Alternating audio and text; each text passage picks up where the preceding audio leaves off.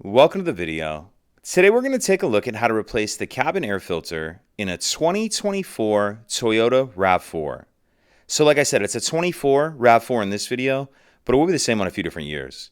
And I'll put a link in the description box of this video to where you can find these replacement cabin air filters if you're in need.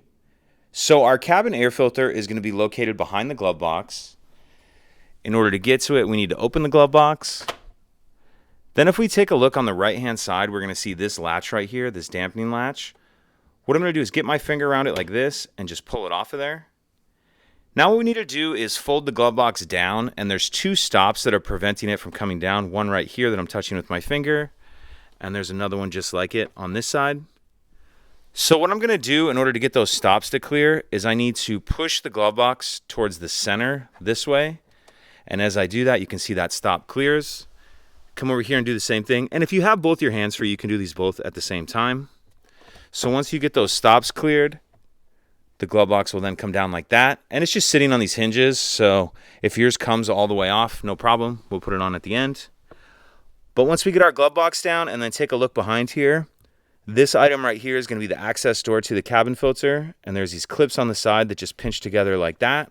And then that door will come off. Once we get the door off, we see the tray for the cabin filter right here. This whole tray will slide out like this. Now, normally I would change this outside of the vehicle, as you can see how dirty it is, but I'm going to do it in here just for a little better lighting, but I would definitely recommend doing yours outside the vehicle. So in this tray, this white part is the actual filter, and this is the part that will be replaced.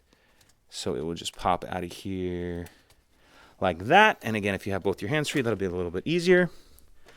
But I don't have my new replacement filter in yet. I'm just kind of going through this. But when you put your new one in, make sure you're paying attention to this orientation here. So you see there's an arrow and it says up.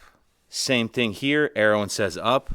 So if you have an OEM style filter, you'll just line that up just as that is. Arrow pointing up, arrow pointing up. Now, if your filter says airflow on it, if it says airflow and has an arrow, then you want your airflow arrows pointing down. So that's really just going to depend on the filter you're using. If it just says up and has an arrow or just an arrow, install it with that arrow pointing up.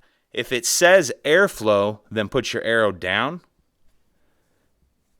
So that filter will just tuck into this tray like that. And then there's these four tabs on the top that kind of hold it in place, as you can see there. And then once we have our new filter in the tray, we can put everything back together. So we'll slide that tray in and make sure that this is in the correct orientation, pointing up and saying up.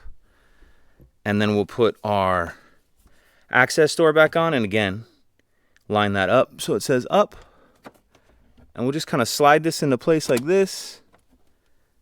And then it snaps on. And then we'll pick our glove box up. And if yours has come off, you just line these four hinges up on the bottom and it just pushes on there and snaps on. Then we can pick our glove box up till those stops clear. Come over here and reattach our latch. That just pushes on there like that. And that's it. If you could take a second to like and subscribe, it helps us out and I'd appreciate it. Thank you.